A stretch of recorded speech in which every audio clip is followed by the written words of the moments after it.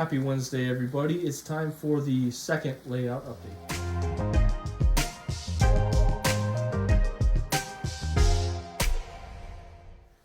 Alright, bit of a long day at work, and it is ladies' night, so my wife is out and my son is now asleep, so it's time to start doing a little bit of work on the layout.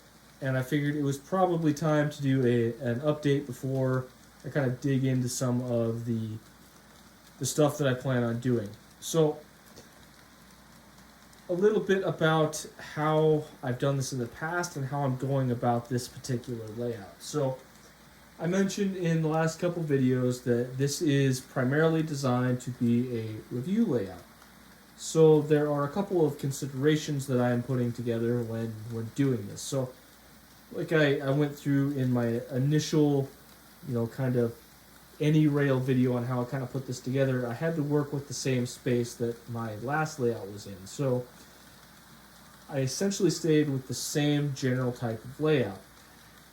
However, when it came to the actual setup, you're going to notice that you're going to see things that you just want to change. And I didn't drastically alter my final layout. However, in my my AnyRails layout, I had included this being over top of my main, and this being a tunnel similar to my old layout. And after cutting this ridge line right here, I just really liked the way it looked.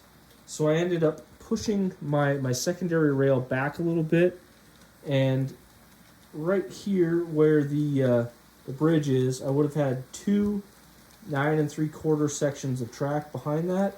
I now have one and a 7 5/16 or whatever that is. So I ended up losing about 2 inches of straight on each side of this. Now, for the most part, that pretty well works out, and in my opinion, I like having more angles right here to catch trains at. So I think this is going to be beneficial in the long run. It was actually kind of the scene right here where you can see the rock right there. There's just something about that scene that I really like, and I couldn't come in and cover that up and make it a tunnel. I liked the way it looked. So you're gonna run into that as you work through your rail plan, and a lot of times you're going to just run into things that you want to change. So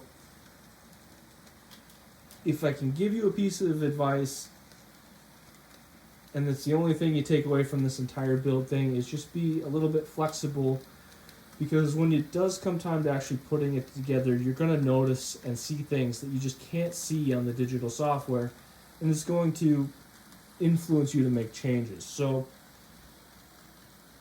I had mentioned in my Railside chat on Sunday that I went ahead and cut out the section where I kind of wanted to have my water feature. Now, should the water feature not work out, I can certainly come back in. I'm going to have to epoxy this anyway, just to make sure it's good and waterproofed. If I can't get the water feature to work the way I want, I can always come in with some, I forget what they call it, but it's kind of that tinted epoxy. I think you can get it from Woodland Scenics. It gives you kind of a water look, and see if I can get that to work out. However, I'm really hoping I can get this to function. As I stated in that video, I left some small ridges right down here and right here that you might get a little bit of a water trickle sound effect. I just didn't want any massive drop-offs to cause splashing that would cause, any sort of issue with the electronics in these engines. One of the other things I wanted to bring up is test your track. Test it before you do anything. I was running into some odd issues every now and then. I was having grounding out problems, mainly with my Katos, and I couldn't quite figure out why. I thought maybe it was certain areas in the curve that was causing an issue, and after taking some video and doing some slow motion, I actually found that the metal wheels on some of my rolling stock were shorting out on the double turnout. So again, I state tester track, tester track, tester track. That was a brand new turnout over here that I got from Kato.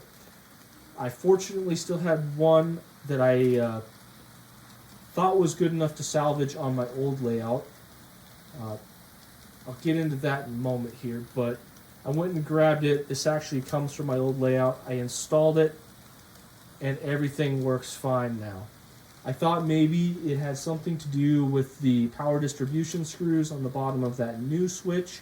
I verified that this one was in the same orientation, and since reinstalling this one from my old layout, I haven't had any issues. So even brand new track can have issues.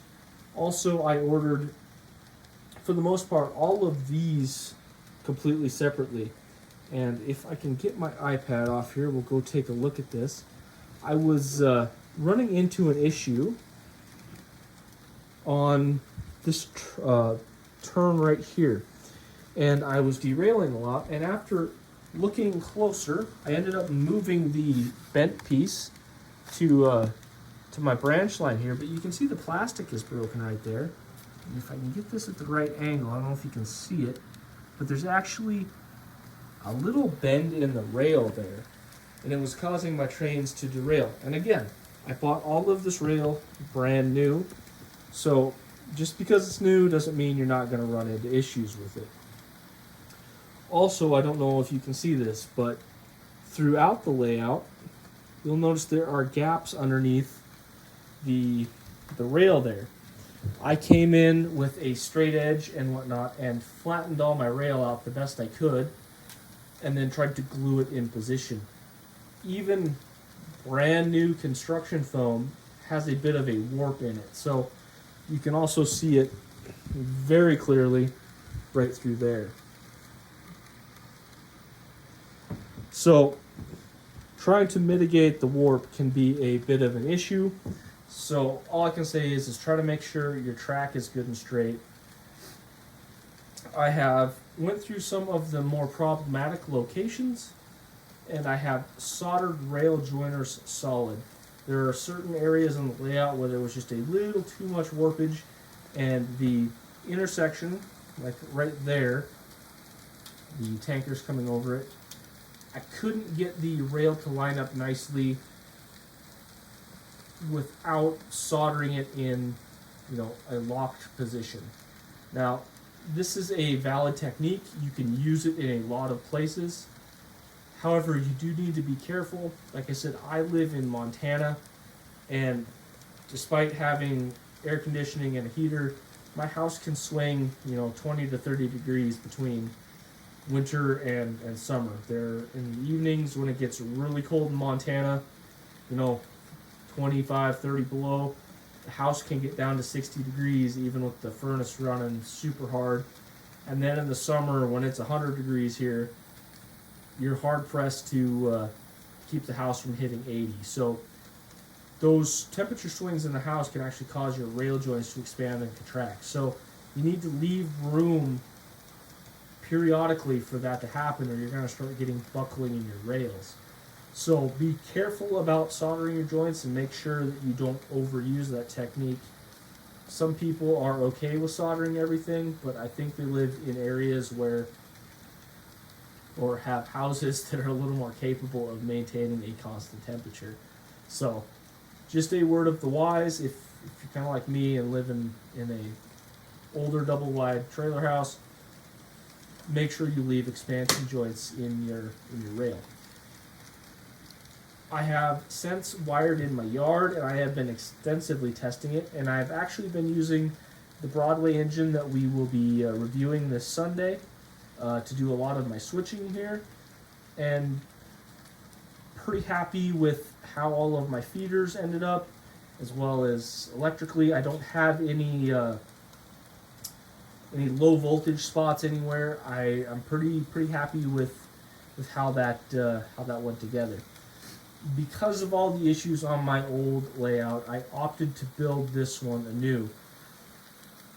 I didn't want any excuse when I got my ECOS back if locomotives started burning up again to be contributed to my track. So other than 2 pieces of rail, that double turnout, and then a small like 2 3/4 chunk over here on the end of the bridges, every piece of rail on this track is new.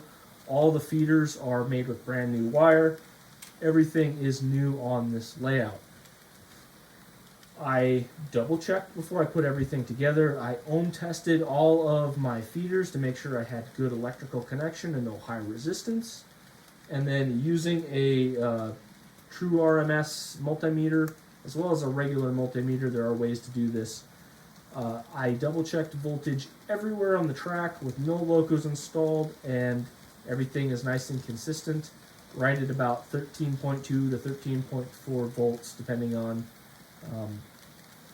what the ECOS command station currently has displayed. So it can vary a little bit. That does change the farther away you get. There's a little bit of voltage drop. That's just part of how that works. So currently, I have everything wired into bus bars underneath the layout, and everything is in parallel. I am still struggling to get my 3D printer to work properly. I might opt to just put on some of my fascia panel, drill the holes in that, and then install my switches and go ahead and get all of my wires in so I can have each of my areas on the layout. So you have the upper loop, the lower loop, my branch line, my yard, and my main all on separate switches. So I could possibly run some of these on DC.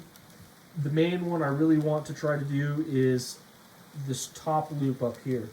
This I put on the layout for a very specific purpose. My main is, I believe, 17 and 19 radius, so it's a nice wide main. The secondary loop is 13-inch radius, which is, some people argue 12 is kind of the standard for N scale. I would say 13 is more the standard.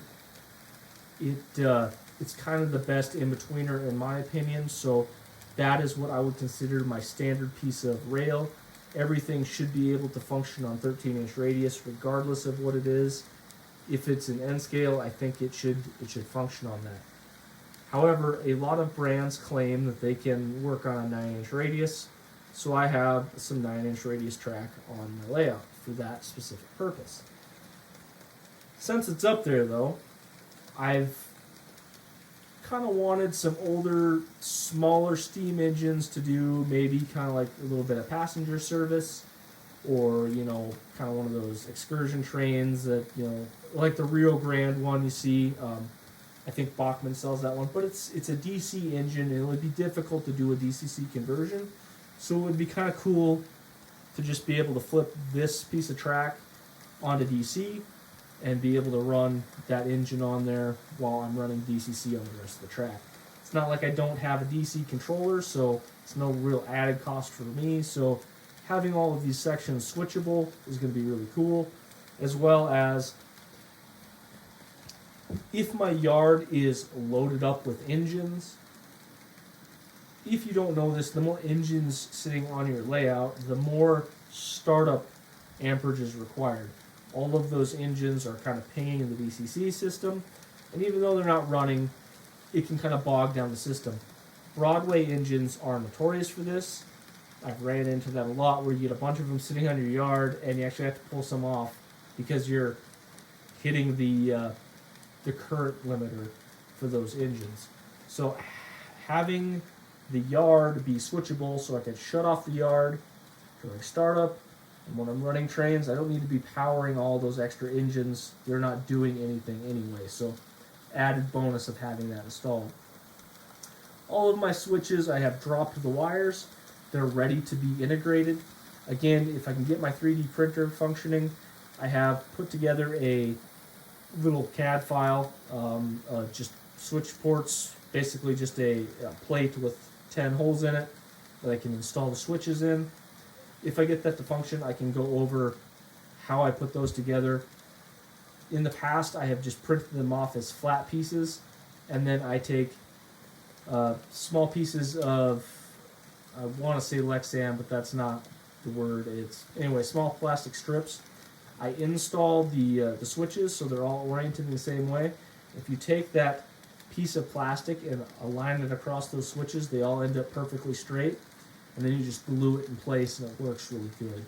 So should I get that working, I will put a video together on that. And then, like I mentioned, I went ahead and installed a little bit of scenery over there just to kind of get a visual. Next up, I'm going to start cutting on this upper area. I want some of this to be a little more hill-like, some of it to be a little more rock-like. And again, I want to maintain the center area here so I can put in a small bush landing strip. So hopefully I can get my hands on an N-scale cub. We'll have a little bush strip right there. Also, I hope to get the backer board up in the next week or so. It probably won't be painted, but I want to get some measurements in so I can go ahead and start doing my CAD design for each side of right through there. Now I can't quite get in there with the camera, but a little bit, you can see right there are my re-railers. About halfway down this straight piece right here, I want my tunnel to start right there and end just at the end of the upper layout right there. This will be easily accessible. It'll just lift off and I can get in there and do maintenance. I can actually reach most of the way in there from this side of the layout, as well as I have my access hole should I have issues back here. Once I kind of get that in place, designed and kind of there, I want to take some measurements for the openings so I can start designing the archways on CAD and get those printing on my 3D printer, fingers crossed. If I can't get it to work, I might just send it off to Shapeways, get them to do it for me. I should be able to get it, if not on my regular 3D printer, I'm sure I could get it to work on my resin printers. So that's just a matter of space, and I'm currently working with my dad.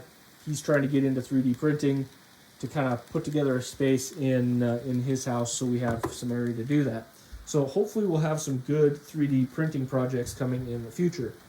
So, bit of a long update.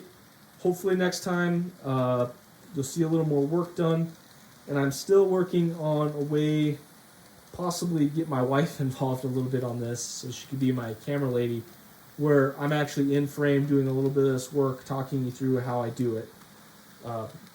Currently working all by my lonesome, it's a little bit difficult, and my layout isn't really designed to be worked around. It's kind of designed to be photogenic for, you know, having a camera up next to it. But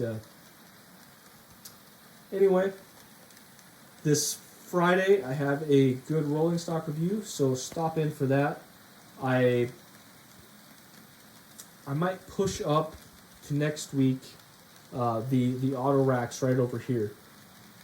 I've had some really good luck with those, and I really want to talk about them. So once we get this week done with, I think we're going to talk about one of my Fox Valleys over there. I've got some good things to say about it. I just need to do some running videos on it. I've been a little bit short for time putting together my running videos, so hopefully that all comes together tonight after this. So I will see you Friday, and again this Sunday for that Bad Boys review. Have a good rest of your week.